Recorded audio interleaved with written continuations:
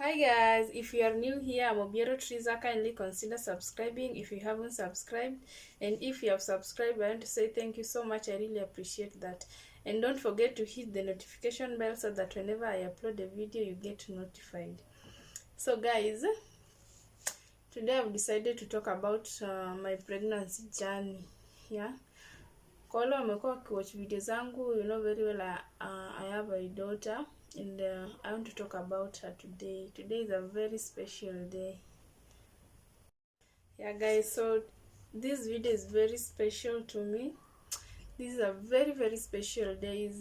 Today is 6th of November. Yeah, today is 6th of November, and I got my baby on 6th of November 2020. So meaning today she's turning a year older. So today she's turning 1 year old. Yeah, so it's a very special day to me and to her. And first and foremost, I want to say thank you to the Most High God. The journey has been so amazing.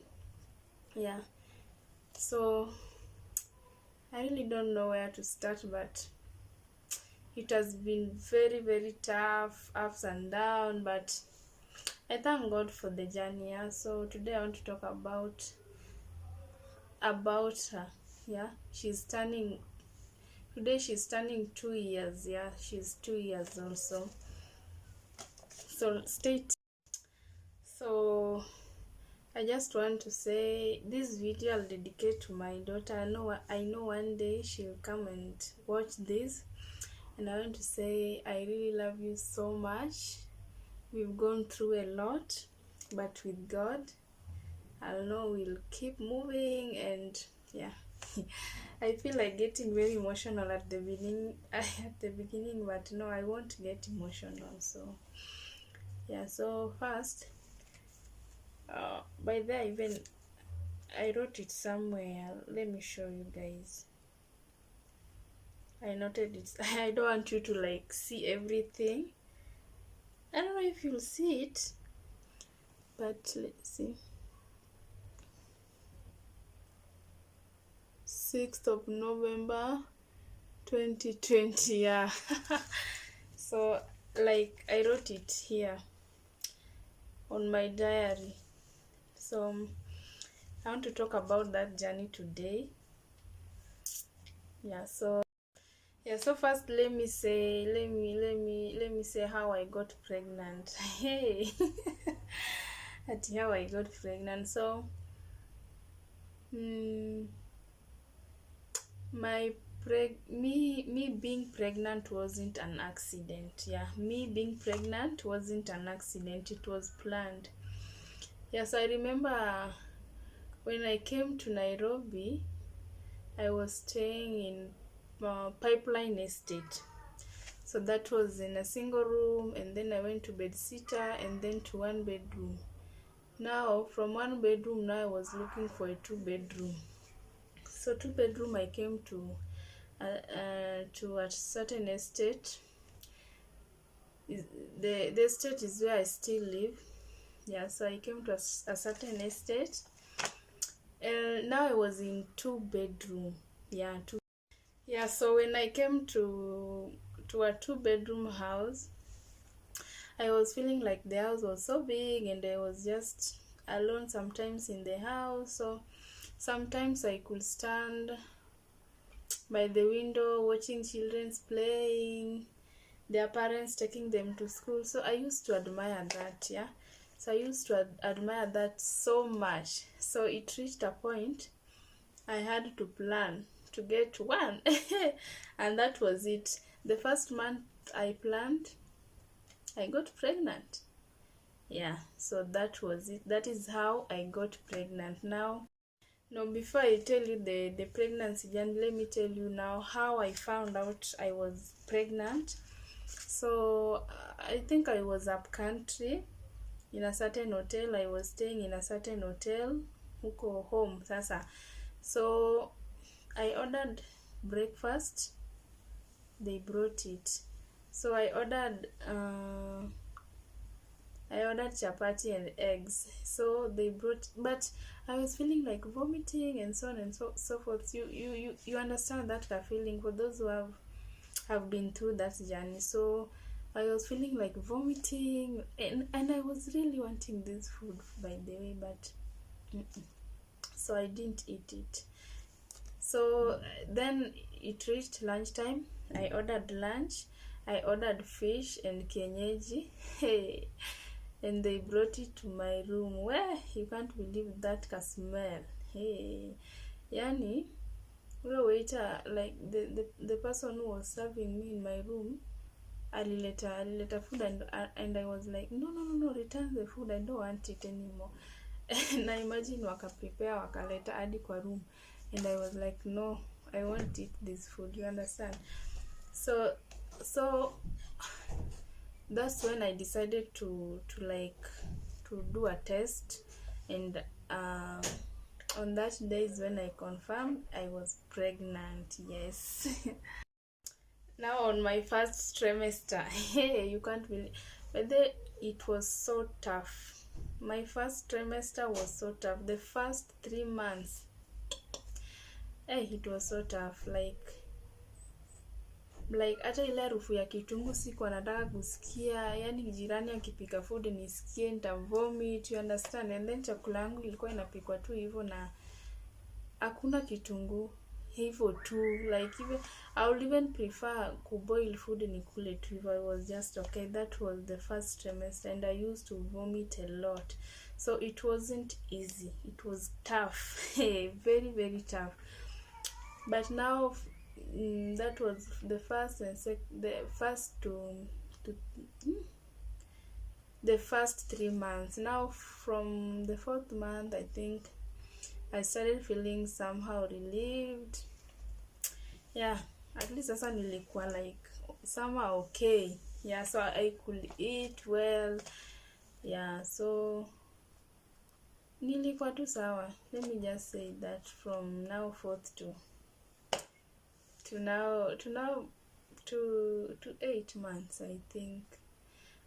So you like from the last month pia kuna kwanga na hiyo uchovu, you understand?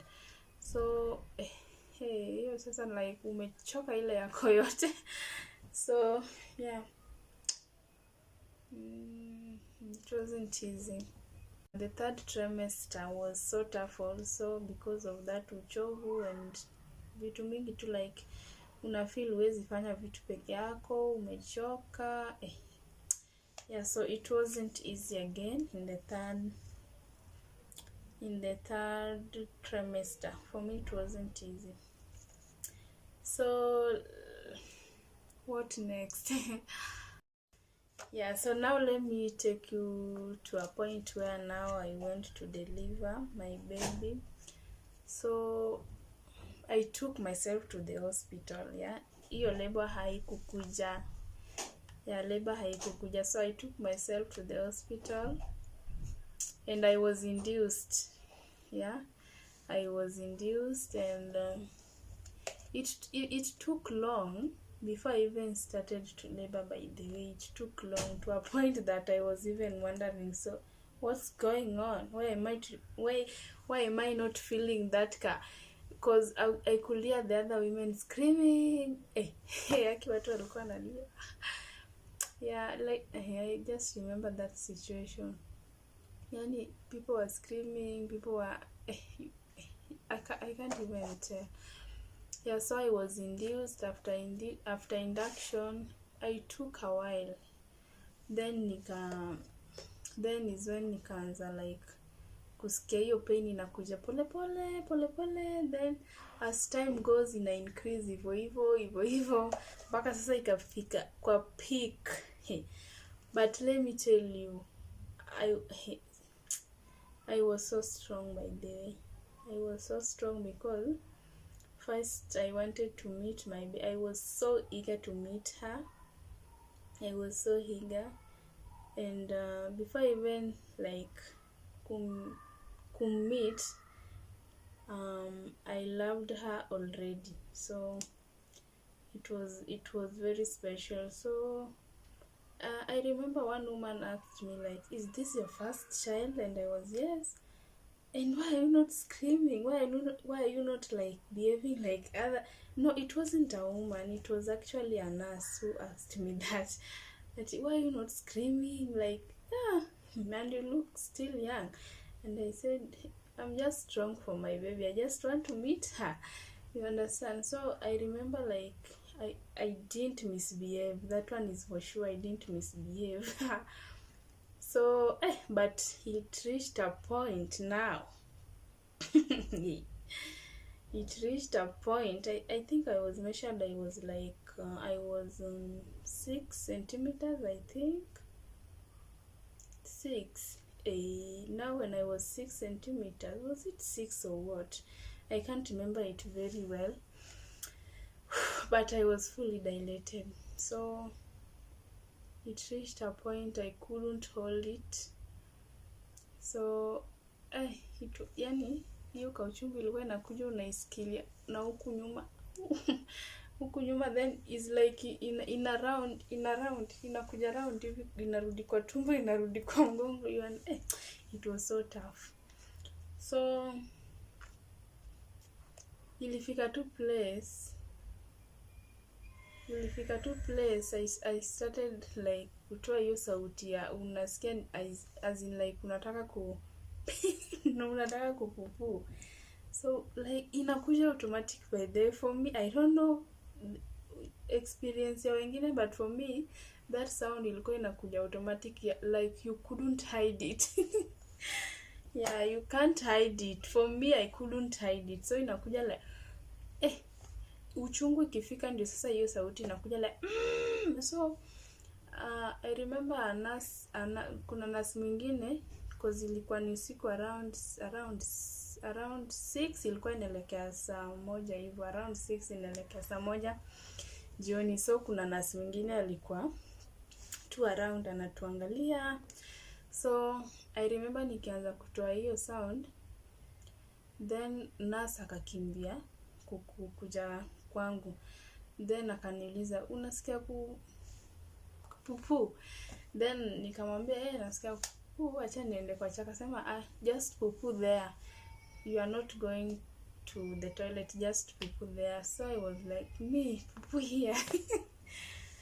and then again that sound ikapotea, then ikakuja tena. So that nurse came akaniambia niende sasa kwa delivery room so that she can check me. So nikaenda, and then she checked, and then the next thing nilikuwa nasikia huyu hata ndio huyu hapa. You understand? So now the baby was just almost coming out when aliingiza yani when alicheck tu hivi now akasema no, the baby is just here. So now sasa it was now time, that time. So akani prepare, and then she called another nurse and she was like, now if you have to cooperate. Tukikwambia push, you have to push. Tukikwambia stop, you have to stop. So yeah, so things happened and I gave birth to her. I remember it was just a normal, but so I remember like after mtoi sasa kutoka, then the nurse akabeba hivi mtoi akaniambia, "Sumona umeza msichana," and then nikaekewa. So yani for me, because it was my first time, and then akaekewa kwangu kama akiwa bado na hiyo umbilical cord. Yani I was so scared, by the way, let me just tell you the truth. I was scared ile hata sikuweza kumshika hivi. I was so scared. So and then I think one of the nurses realized, then akatoa cause hata almost nimwangushe chini. So akachukuliwa, and then something happened. Sasa niliambiwa like, so time of birth it was on 6th November 2020, time ilikuwa 7:45 pm. So after that mtoto akachukuliwa akaekewa tuka place, and then I really don't know what happened guys, but I just heard one of the nurses saying there is a problem. So I was like, you know, I heard it, but I didn't took it that serious. So after saying there was a problem, then the next nurse came and said, oh, maybe unaona hiyo like after kuzaa like mtoto anaweza kuwa mkubwa, then akupasue, then kuna venye wewe ushonwa. So mine wasn't that. The next thing I heard was hatujaiona kaa hii. Imagine a nurse saying that hatujaiona kaa hii. So the second thing, this is the second or what? So the next thing I heard was huyu tunampeleka theater. Hey.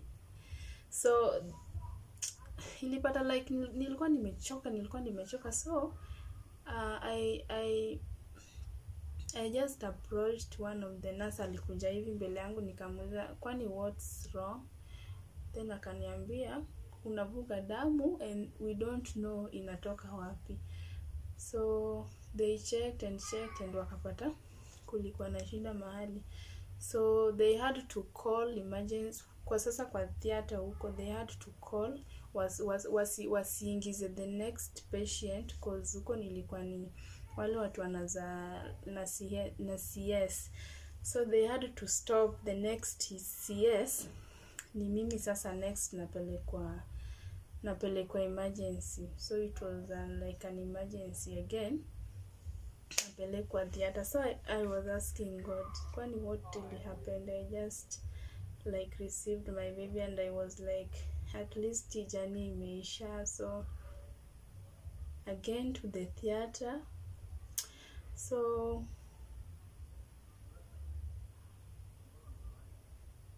I remember niliekwa kwa wheelchair, nikaacha mtoto.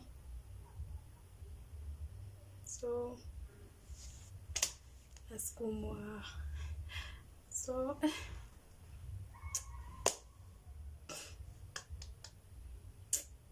niliacha mtoto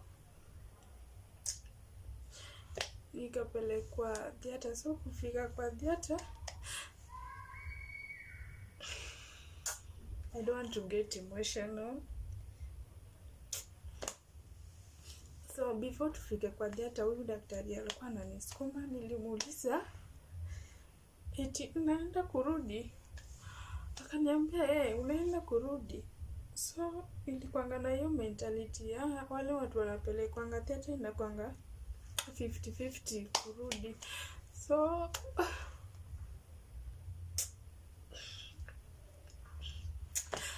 I was so worried. I was like, nilikuwa najiuliza maswali mingi. So I requested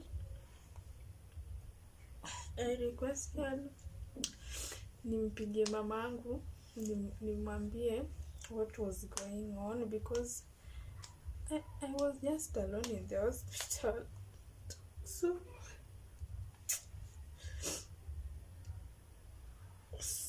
So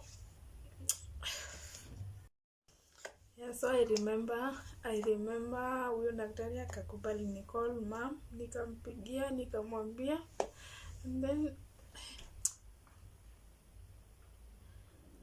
my mom talked to me. She really talked to me, by the way, like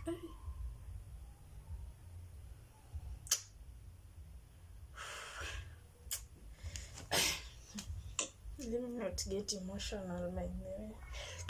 So we talked with my mom, nikamwambia. Then I think after hiyo call yake mimi na yeye, she called my dad. Then immediately my dad called. Then the moment my dad started like kuniongelesha pia, nikakuwa tena emotional, so I started crying. I remember I cried.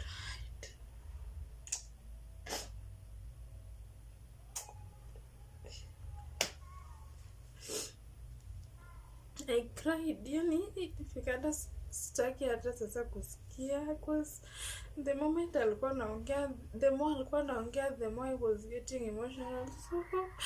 So huyo daktari akaniambia, it's enough now, you need to switch off your phone, uingie theater. So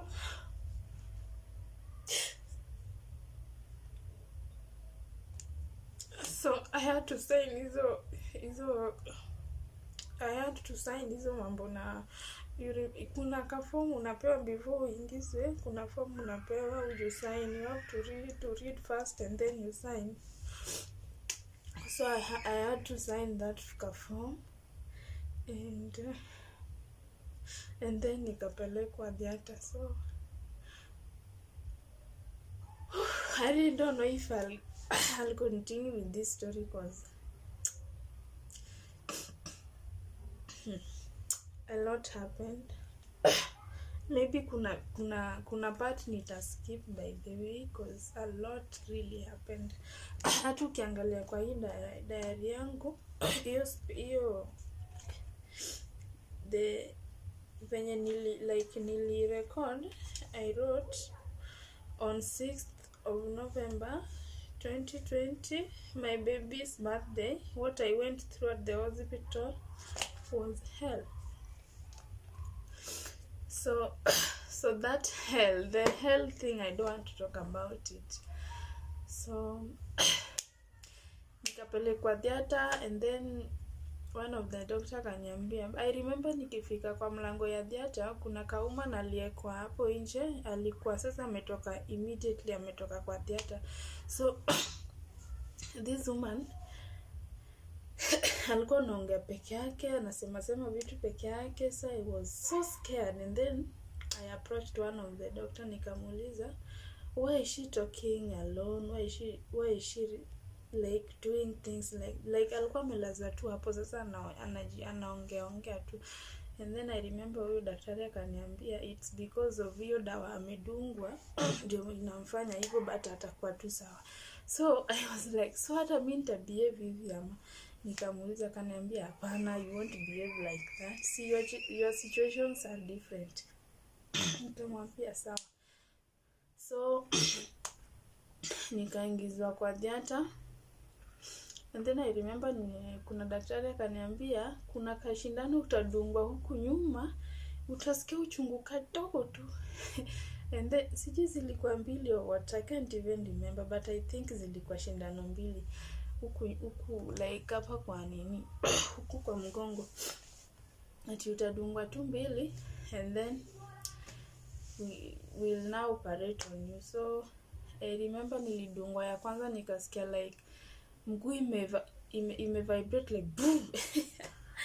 Mguu vibrate tena, nikadungwa tena ya nini, nikadungwa tena ya pili tena, nikasikia tena mguu vibrate. So the next thing, like I couldn't sense anything kwa mguu yangu huku chini. I was just there. So the rest tunachia Mungu. So that was it. That is how I gave birth to my baby girl. Yeah, so I met her the following day. The following day is when sasa nikaleta. But I remember nilikuanga tu kwa bed hapo nimelala na watu mbeba watoto, but mimi nilikuwa tu hapo. So I remember kuna nurse mwingine alikuwa anakuja kuniuliza like, are you feeling now okay, tumlete ama?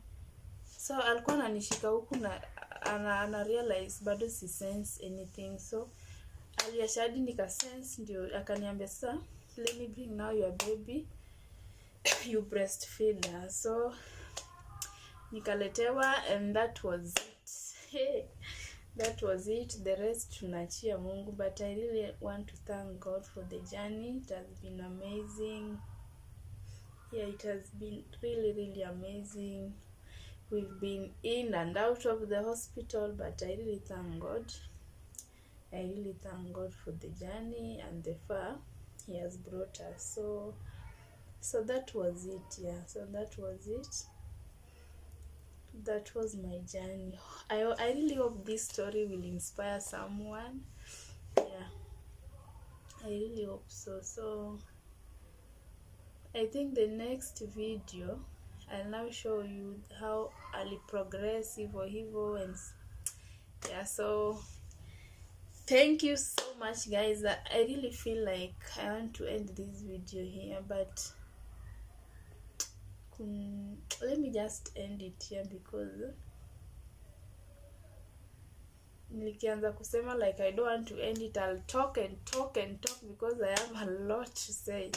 So I just want to end it here. I really hope it will inspire someone, and thank you guys for stopping by to watch my videos. Kindly consider subscribing if you haven't subscribed, and if you have subscribed, I want to say thank you so much. I really appreciate that. So bye. Until next time. Mwah.